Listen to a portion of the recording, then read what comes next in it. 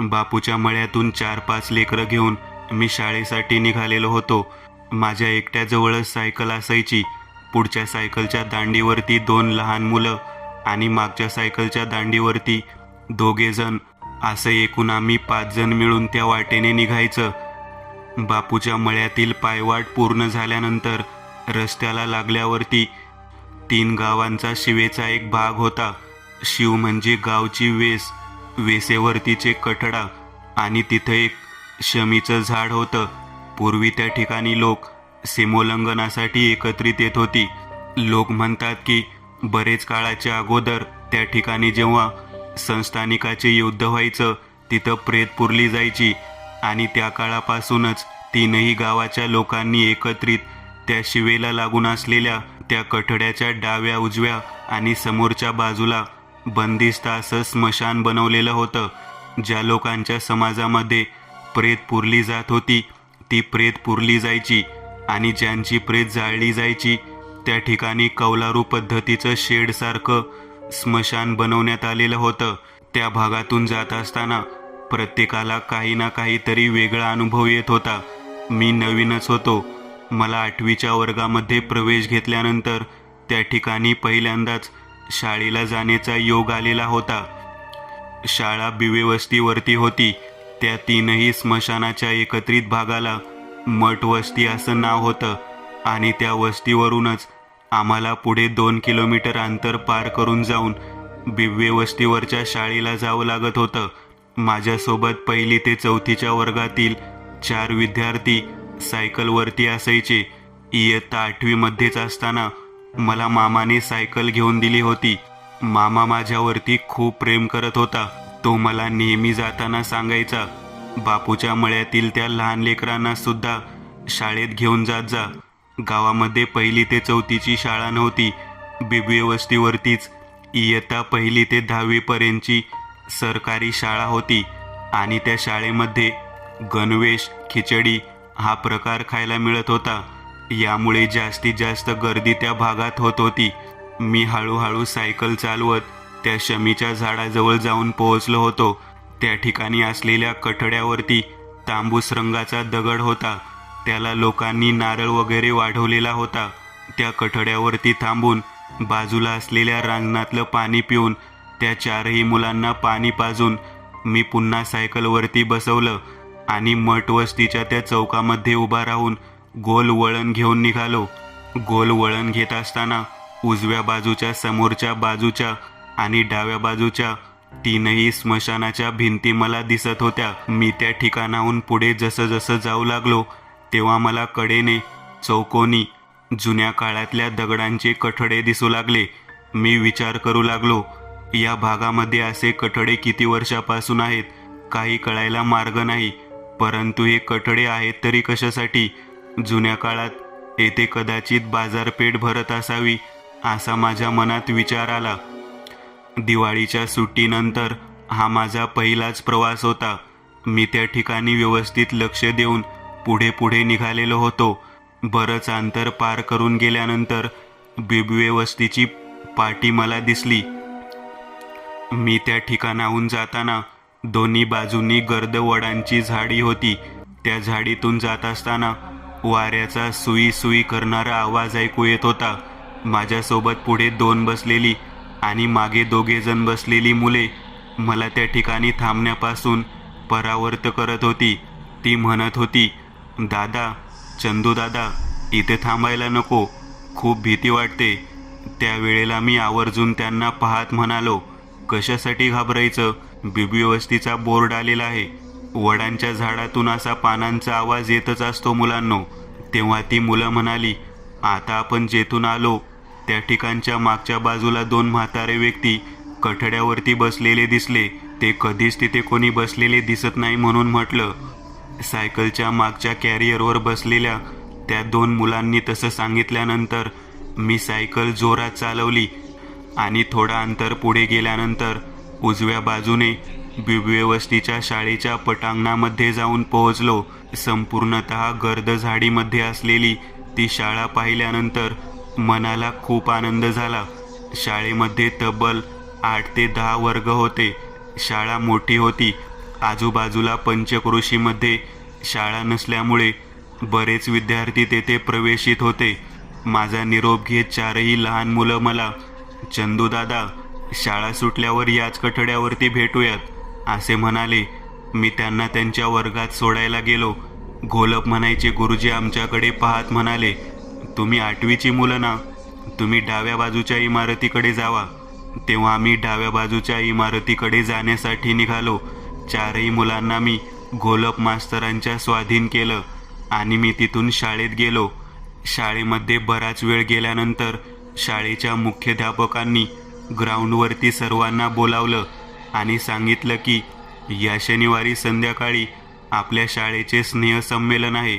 तरी सर्व भाग घेतलेल्या मुलांनी संध्याकाळी 7 वाजता स्नेहसंमेलनासाठी उपस्थित राहायचे. येताना घरच्या लोकांना सुद्धा घेऊन यायचे.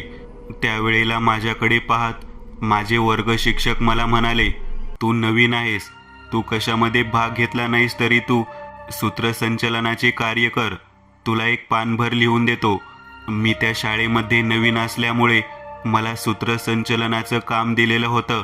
तेवढ्यात मुख्याध्यापक आणि घोलप सर दोघे त्या ठिकाणी आले आणि माझ्या वर्ग शिक्षक असणाऱ्या नरोटे सरांकडे पाहत म्हणाले, गुरुजी, हा मठवस्तीच्या पलीकडे राहणारा व्यक्ती आहे. बापूच्या मळ्यातून येतो.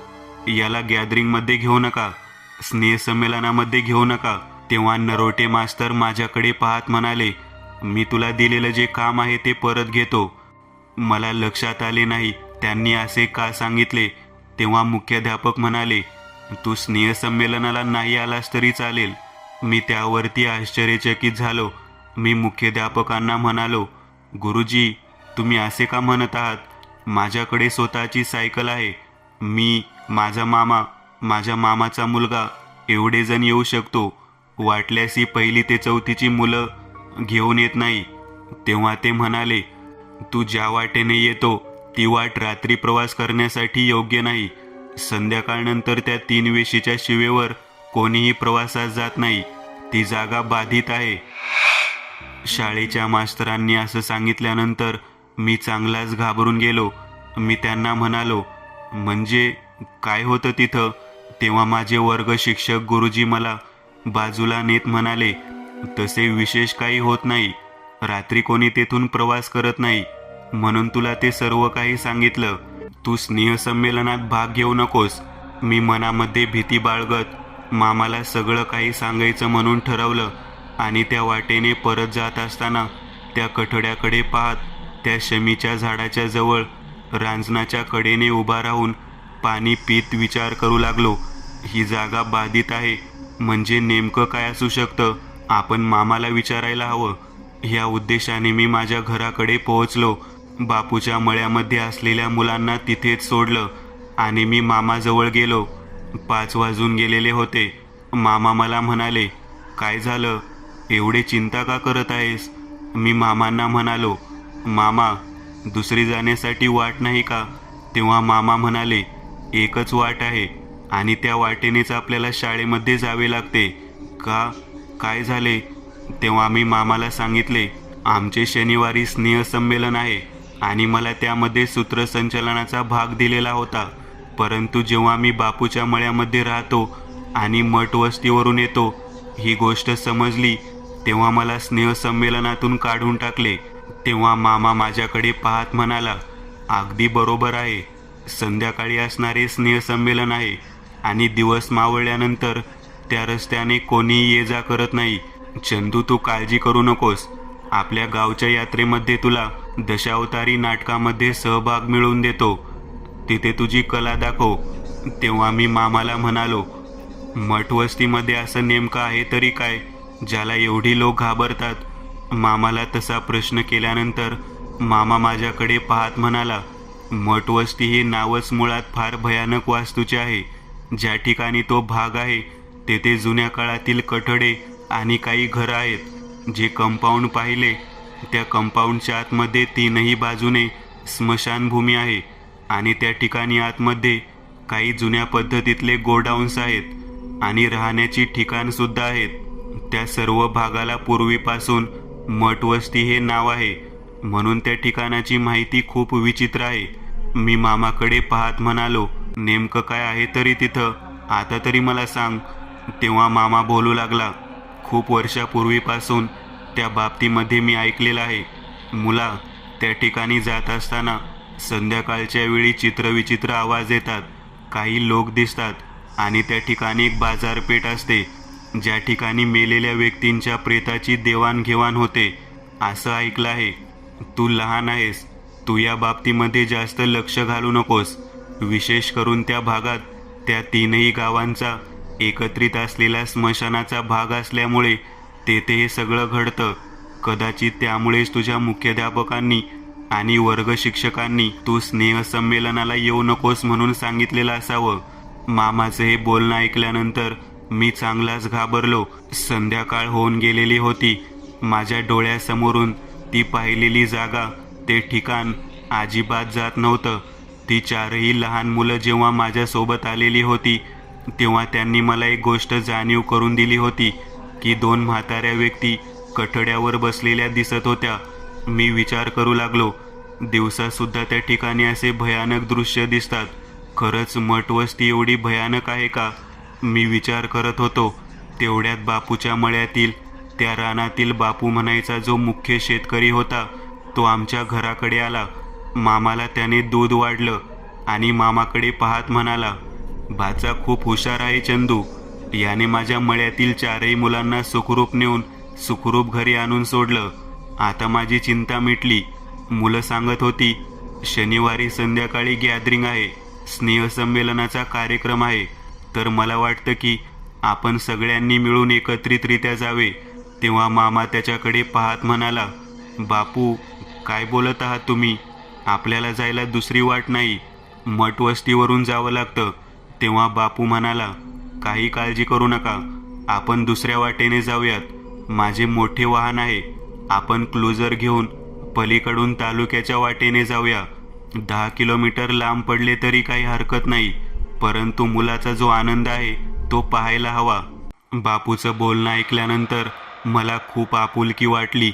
मी बापूंच्या जवळ जाऊन बसलो. त्यांनी माझ्या डोक्यावरून हात फिरवला.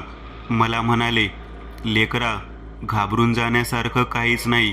पुरातन काळापासून त्या ठिकाणी स्मशानभूमी असल्यामुळे लोक संध्याकाळपासून तिकडे जायचं बंद करतात.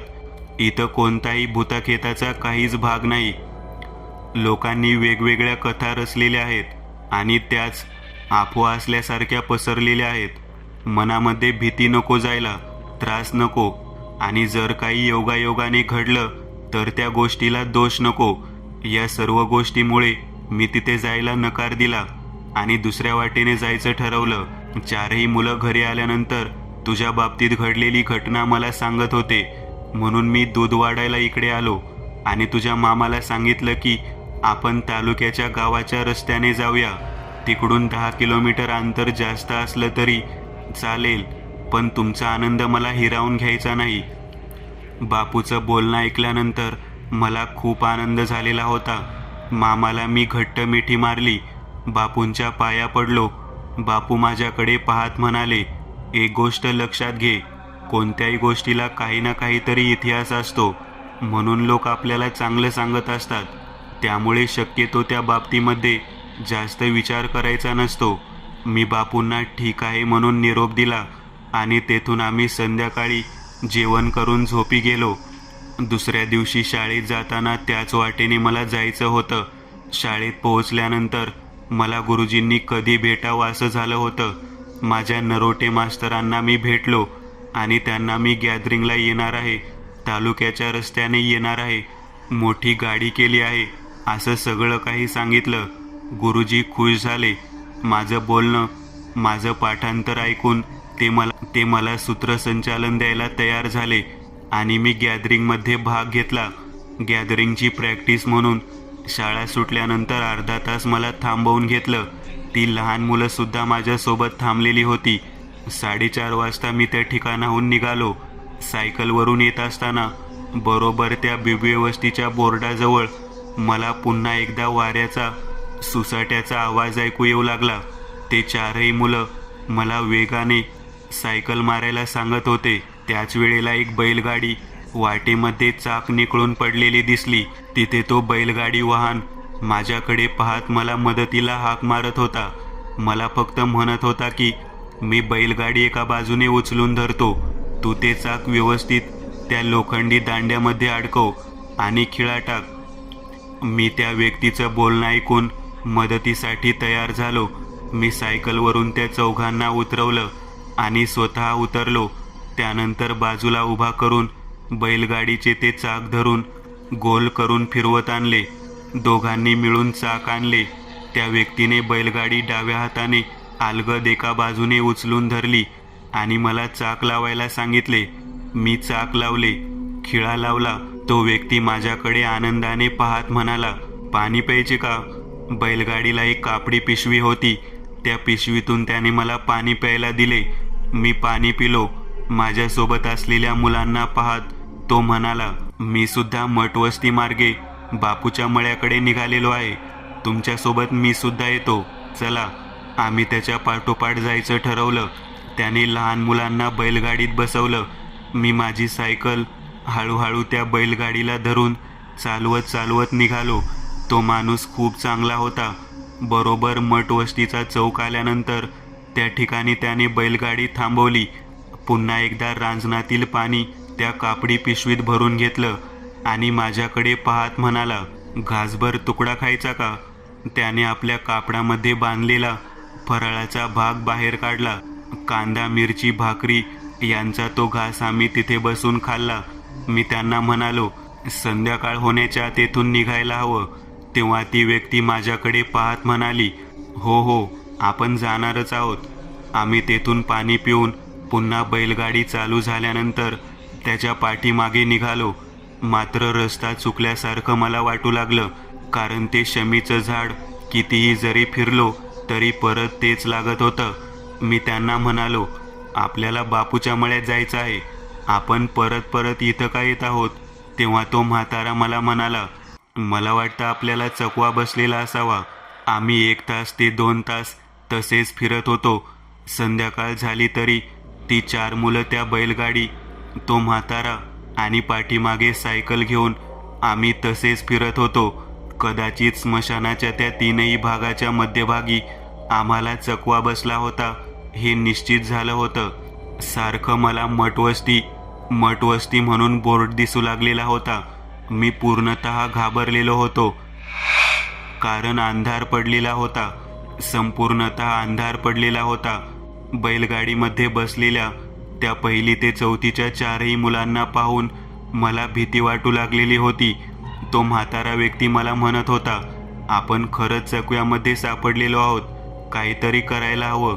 3ही बाजूने असलेल्या स्मशानामुळे नेमकं काय करावं कळत नव्हतं. त्या भागामध्ये अजिबात उजेड नव्हता.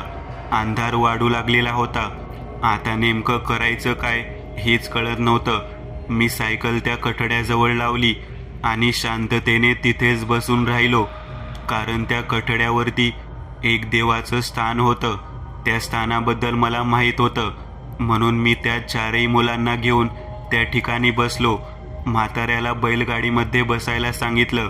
त्या व्यक्तीला म्हणालो, मला वाटतं की माझ्या घरची लोक, माझे मामा आणि या मुलांचे आईवडील आणि बापू आजोबा नक्कीच या ठिकाणी येतील आणि आपल्याला या ठिकाणाहून घेऊन जातील. तुम्ही काळजी करू नका. तेव्हा तो म्हातारा म्हणाला, काही वेळानंतर इथे पूर्ण अंधार पडल्यावरती चित्रविचित्र दृश्य दिसायला सुरुवात होते. मुला, काळजी मला माझ्या जीवाची नाही तर तुमच्या जीवाची आहे. मी काय मेलेलाच व्यक्ती आहे. मी तुम्हाला मार्ग दाखवण्यासाठी आलो खरं, परंतु माझी धाव या स्मशानाच्या पलीकडे नाही. मला माहीत नव्हतं की मी मृत असून सुद्धा मला हे चकवा देतील. माझ्या सोबतीत असणारी लोक मला अशा पद्धतीने अडकवतील.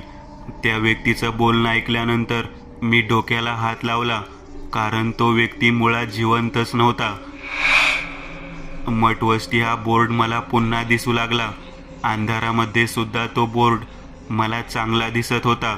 मी घाबरलेलो होतो, परंतु मनातून हारलेलो नव्हतो. बाजूला चित्रविचित्र दृश्य दिसायला सुरुवात झाली. तो बैलगाडी घेतलेला म्हातारा बैलगाडीमध्ये तसाच बसलेला होता. जे कठडे मी पाहिले होते त्या कठड्यावरती एक एक व्यक्ती खांद्यावरती मोठी मोठी पोती घेऊन येऊ लागलेला होता.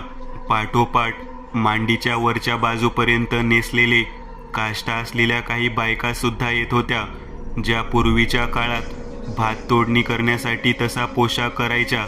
त्या बायका तिथे जमा होत होत्या. त्यांच्या हातामध्ये खुरपं सुद्धा होतं. पाठीवरती मोठं पोतं आणि एका हातात खुरपं घेऊन त्या बायका तिथं आलेल्या होत्या. त्या सर्वांचे डोळे पांढरे शुभ्र चकाकणारे होते. मी घाबरून त्या लहान मुलांना माझ्या जवळ घेऊन डोळे मिटायला सांगितले, कारण समोर तीनही स्मशानभूमीतील प्रेतात्मे तेथे एकत्रित बाजारासाठी आलेले मला दिसत होते.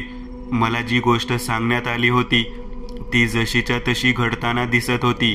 आता पुढे घडणार काय हा प्रश्न माझ्या मनामध्ये होता. मी काहीही शब्द न बोलता त्या ठिकाणी तसेच त्या कठड्यावरती त्या झाडाखाली शांततेने पोहोडलो. झोपल्याप्रमाणे नाटक करत मी सगळं काही पाहत होतो. लहान मुलं घाबरलेली माझ्या पोटाला घट्ट मिठी मारून तशीच पडलेली होती. मी नीट पाहत होतो तेव्हा एकेका व्यक्तीचं मुंडकं, शरीर, धडाच्या वेगवेगळे भाग, पोत्यामध्ये भरत असणारी काही मजूर मुलं मला दिसत होती. जी मजूर मुलं वेळे अगोदरच मृत्युमुखी पडलेली असावीत आणि ती या बाजारपेठेत ती काम करत असावीत असं ते दृश्य होतं. काही बायकांनी मोठ्या दुरडीमध्ये काहीतरी विकायला ठेवावं या पद्धतीने ठेवलेलं मला दिसले. मी नीट पाहिलं तेव्हा मला जाणवलं की ते जे काही होतं ते सर्व भयानक होतं. लहान लहान मुलांना ज्या स्मशानात पुरण्यात आलेलं होतं त्या मुलांच्या अस्थिपंजराचा भाग त्या बायका विकत होत्या. एका स्मशानातून दुसऱ्या स्मशानामध्ये व्यवहार सुरू झालेला होता. हा भयानक प्रकार पाहून मी घाबरलेलो होतो.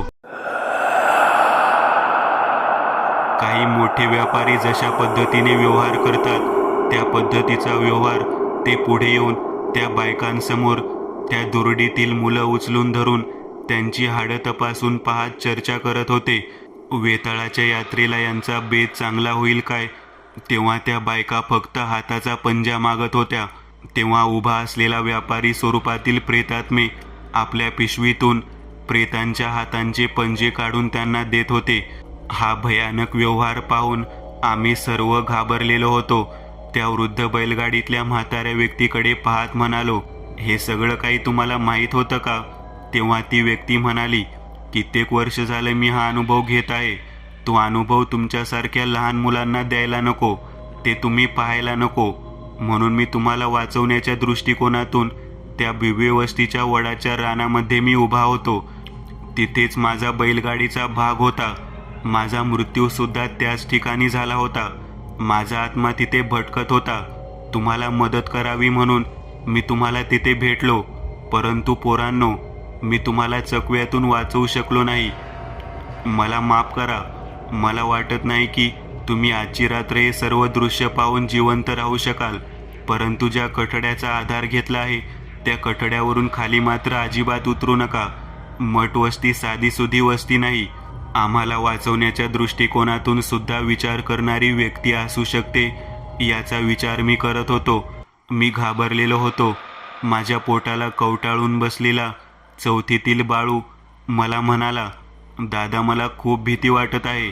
आजूबाजूला हे कसले लोक दिसत आहे. त्यांचे डोळे पांढरे फेक आहेत. डोळ्यातून प्रकाश येत आहे. ते सर्व भूत आहेत का रे? मला खूप भीती वाटत आहे. त्याच्या बोलण्यावरून त्याच्यासोबत असणारे बाकीचे 3 मुलं सुद्धा घाबरून मला बोलू लागलेली होती. मी त्यांना तिघांना आधार देत म्हणत होतो, घाबरू नका. बाळूला जे काही दिसत आहे ते तुम्ही पाहू नका. तुम्ही डोळे मिटून बसा. आपण येथून बाहेर पडणार आहोत. आपण या कठड्यावरती आहोत. तिथे देवबाप्पा आहे. तुम्ही घाबरू नका. थोड्या वेळानंतर चंद्राचा प्रकाश मला पडलेला दिसू लागला. व्यापाऱ्याच्या मोठ्या मोठ्या गोष्टी तेथे घडू लागल्या. एका पाठोपाठ एक मृत्युमुखी पडलेल्या वाहनातील प्रेतात्मे त्या ठिकाणी येऊ लागले. ज्यांना त्या ठिकाणी पुरण्यात आलेलं होतं असे प्रेतात्मे जे ड्रायव्हर होते ते वाहन घेऊन त्या ठिकाणी आलेले मला दिसले. मी घाबरलेलो होतो. हमालीचे काम करणारे प्रेतात्मे एका पाठोपाठ एक पोती उतरवत होते. आणि व्यवहार सुरू झालेला होता. वेतोबाची यात्रा शनिवारी संध्याकाळी आहे. यात्रेला यायचं बरं का, यात्रेला यायचं बरं का म्हणून निरोप दिला जात होता. मला समजेना. मी त्या बैलगाडीतल्या आजोबांना म्हणालो, आजोबा हे काय चाललं आहे? तेव्हा आजोबा म्हणाले, या शनिवारी वेतोबाची यात्रा आहे. या यात्रेची तयारी म्हणून हा बाजार भरलेला आहे. मठवस्तीची प्रसिद्ध यात्रा आहे ही. या तीनही स्मशानाचा भाग जिथे एकत्र येतो त्या शमीच्या कठड्याच्या पलीकडे जो चौकोनी कट्टा दिसतो ना, ते स्थान आहे. ते यात्रेच्या पलीकडे बघ. स्मशानाच्या पलीकडे खूप मोठी मोकळी जागा आहे. तिथे भूतांची यात्रा भरते. मी सुद्धा त्या यात्रेमध्ये समाविष्ट असतो. तुला काय वाटलं की येथे थांबल्यावर तुम्ही सर्वजण सुखरूपरित्या घराकडे जाताल? नाही. तुम्हाला जर जायचं असेल तर मला वाटतं की एक वचन तुम्हाला द्यावं लागेल. मी म्हणालो, आजोबा येथून बाहेर पडण्यासाठी पाहिजेल ते वचन द्यायला मी तयार आहे. तेव्हा ती वृद्ध व्यक्ती माझ्याकडे पाहत म्हणाली, इथे एक बाई थोड्या वेळाने हातामध्ये आवतनाचे ताट घेऊन येईल. त्या ताटामध्ये फुलं असतील. ती फुलं घ्यायची, अक्षता घ्यायच्या आणि हो, जत्रेला येतो म्हणायचं. ती बाई कोण असणार आहे? तेव्हा तो म्हणाला, ती या यात्रेची प्रमुख व्यक्ती आहे. थोडक्यात काय, मला शनिवारी असणाऱ्या स्नेहसंमेलनाच्या ऐवजी मठवस्तीच्या यात्रेमध्ये समाविष्ट होण्याचं आमंत्रण स्वीकारायचं होतं. मी त्या लहान मुलांना घाबरलेलं पाहून मनामध्ये ठरवलं, आजची रात्र इथे राहून मरण्यापेक्षा येथून चकव्यातून बाहेर पडावं आणि शनिवारी आपण स्वतः या ठिकाणी यात्रेसाठी यावं. तोपर्यंत काही ना काहीतरी मार्ग सापडू शकतो. तेवढ्यात एक भली मोठी फुलाची पाटी हातात घेतलेली बाई समोर येऊन उभारली आणि आलेल्या प्रेतात्म्यांना आमंत्रण देऊ लागली. मी त्या म्हाताऱ्या व्यक्तीचं बोलणं ऐकून त्या कठड्यावरून खाली उतरलो आणि त्या बाईसमोर हात करत म्हणालो, मी पण येणार आहे. यात्रेला मलाही आमंत्रण हवं आहे. तेव्हा ती बाई मोठ्याने हसत माझ्या हातात फुलं देत म्हणाली, यात्रा जर चुकली तर रात्रीतून जीव जाईल बरं का लेका, आणि याच स्मशानात पुरले जाईल बघ तुला. मी घाबरलो आणि हातात फुलं घेऊन जागेवरून खाडकन उठलो. मी डोळे उघडले तेव्हा माझ्या लक्षात आलं की मी आणि माझ्या समवेत असलेली चारही मुलं माझ्या बाजूला सायकल पडलेल्या अवस्थेत बापूच्या शेताच्या कॉर्नर जवळ येऊन पडलेलो होतो. मागच्या बाजूला मठवस्ती हा बोर्ड दिसत होता. मी त्या ठिकाणी जागा झालो होतो खरं. तिकडून इकडून बॅटऱ्या मला दिसत होत्या. मी जागा झालो. आजूबाजूला पाहिलं, ते चारही मुलं रडत होती. मी सायकल घेतली, वाटेने पुढे चालू लागलो. बापू, माझा मामा आणि त्या मुलांचे आईवडील सगळेजण आम्हाला शोधताना दिसत होते. मी बापूकडे पाहत म्हणालो, आम्ही सुखरूप आहोत. तेव्हा बापू म्हणाला, इतका वेळ शोध घेतोय, तुम्ही सापडत नव्हता, कुठे अडकला होता? तेव्हा मी काही न बोलता तेथून पुढे मामाच्या घराकडे निघालो. मामाच्या घराकडे जाऊन पोहोचल्यानंतर त्या ठिकाणी कठड्यावरती बसलो. माझ्या अंगावरून मामीने भाकरीचा तुकडा ओवाळून दूरवर फेकून दिला. मामा माझ्याकडे पाहत म्हणाला, काय घडलं होतं ते सांग. तेव्हा मी बापूला आणि मामाला घडलेली घटना सांगू लागलो. बापूंनी डोक्याला हात लावला. मला म्हणाला, कशाला आमंत्रण स्वीकारायचं? तेव्हा मी म्हणालो, बापू, जर मी आमंत्रण स्वीकारलं नसतं तर चारही मुलं घाबरून भीतीने मरून गेली असती. तो कठडा, ते शमीचं झाड आणि त्या झाडाखाली असणारा तो देव, यामुळे आम्ही वाचलो. आणि आम्हाला मदत करणार आहे एक बैलगाडीतील म्हातारा होता. त्याच्या हातामध्ये काठी होती आणि तो आम्हाला मदत करण्यासाठी तिथपर्यंत आलेला होता. त्याच्या कानामध्ये एक सोन्याचं कानातलं सुद्धा होतं. मी त्याला चांगलाच ओळखतो. त्या म्हाताऱ्यामुळे आम्ही ते आमंत्रण स्वीकारलं. त्या म्हाताऱ्याने चकव्यातून बाहेर पडण्यासाठी, मठवस्तीतून बाहेर पडण्यासाठी आम्हाला मदत केली. म्हणूनच मी सध्या इथे आहे, नाहीतर रात्रीतून मृत्युमुखी पडलो असतो. माझं सर्व बोलणं ऐकल्यानंतर मामा आणि बापू म्हणाले, तुला आता शनिवारी त्या ठिकाणी यात्रेला जावं लागेल. मुला, लक्षात घे, जात असताना कमरेला गोप बांधून जा, गळ्यामध्ये अस्वलाचे ताईत घालून जा आणि खांद्यावरती घोंगडं सुद्धा घालून जा. कारण आतापर्यंत त्या यात्रेला जो कोणी गेलेला आहे तो परत आलेला नाही, आणि जो कोणी परत आलेला आहे तो घोंगडं घातलेलाच माणूस परत आलेला आहे. तू लहान आहेस, परंतु तुला त्या ठिकाणी जावे लागेल. जर नाही गेला तर रात्रीतून तुला मृत्यूला सामोरे जावे लागेल. माझ्या डोळ्यासमोर मठवस्ती हा बोर्ड सतत दिसत होता. मी शनिवारी रात्रीला जाणार या भीतीने मला 2-3 दिवस काही सुचत नव्हतं. शुक्रवारची रात्र आली होती. मी घाबरून मला माझ्या डोळ्यासमोर ते सर्व बाजारपेठेतील दृश्य दिसत होतं. वेतोबाची यात्रा येणार ना आपण जिवंत व्यक्तीच्या यात्रेत असणार असं मला सारखं दिसू लागलेलं होतं. मी मामाचा निरोप घेऊन मामाला म्हणालो, मी हे गाव सोडून जायचा विचार करत आहे. तेव्हा बापू तिथे आले आणि म्हणाले, पोरा, तू कुठे जरी गेला तरी तुझा मृत्यू अटळ आहे. तू हे घोंगडं घे, खांद्यावरती टाक आणि तेथून तू यात्रेला जा. तुला काहीही होणार नाही. बिरोबाचा भंडारा तुझ्या डोक्याला लावत आहे. म्हणून त्यांनी भंडारा डोक्याला लावला.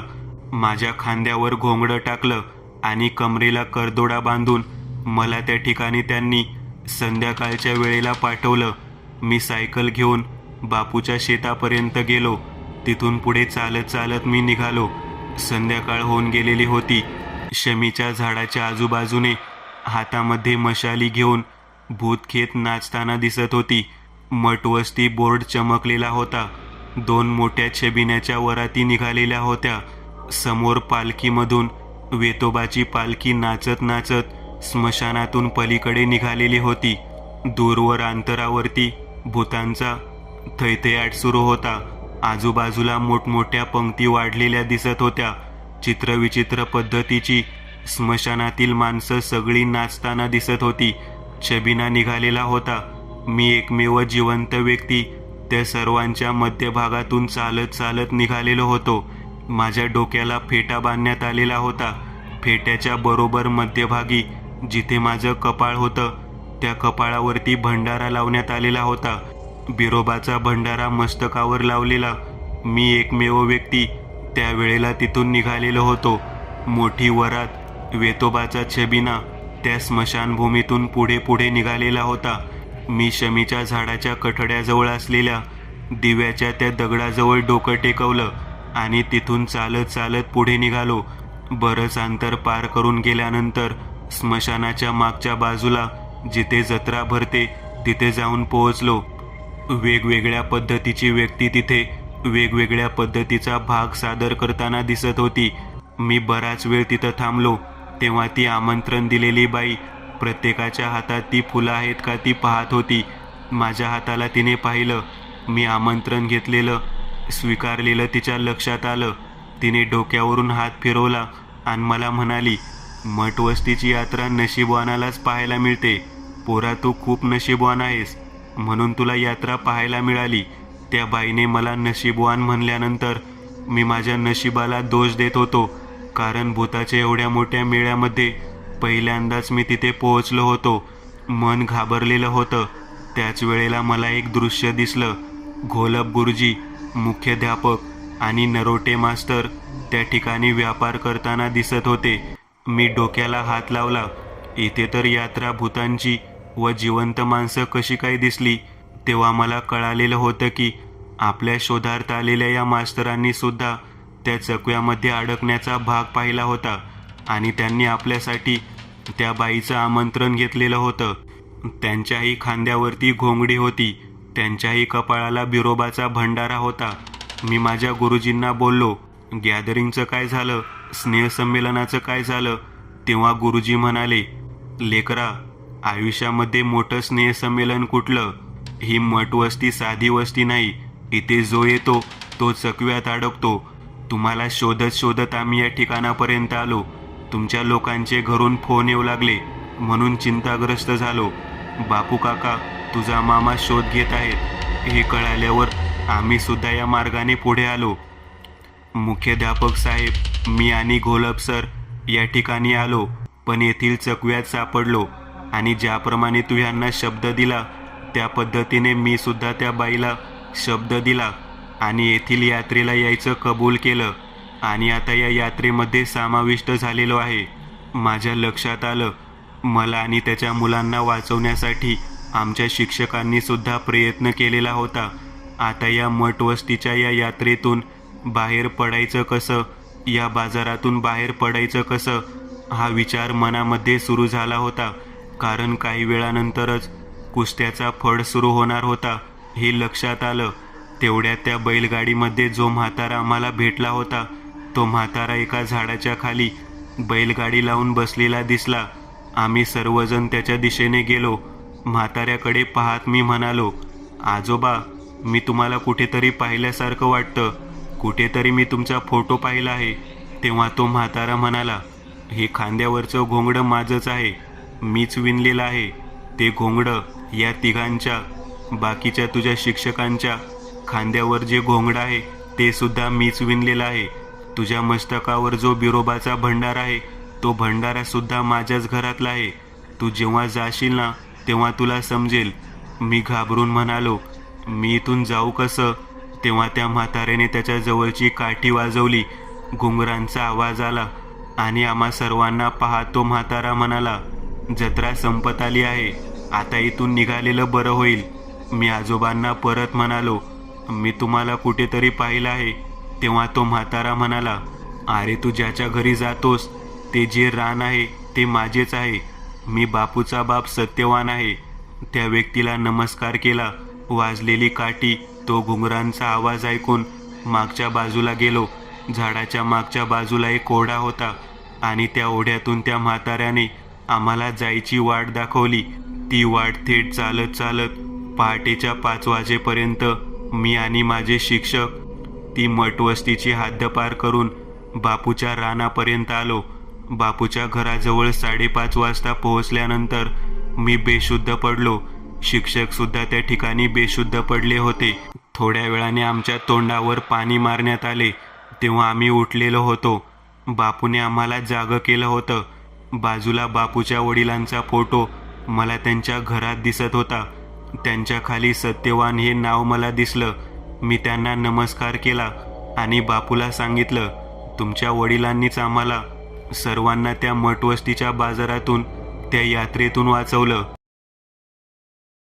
मित्रांनो, आज पुरतं एवढंच. तुम्हाला जर काही गोष्ट आवडली असेल तर नक्की लाईक करा. तुमच्यापैकी बरेचसे जण व्हिडिओ लाईक न करताच पळून जातात.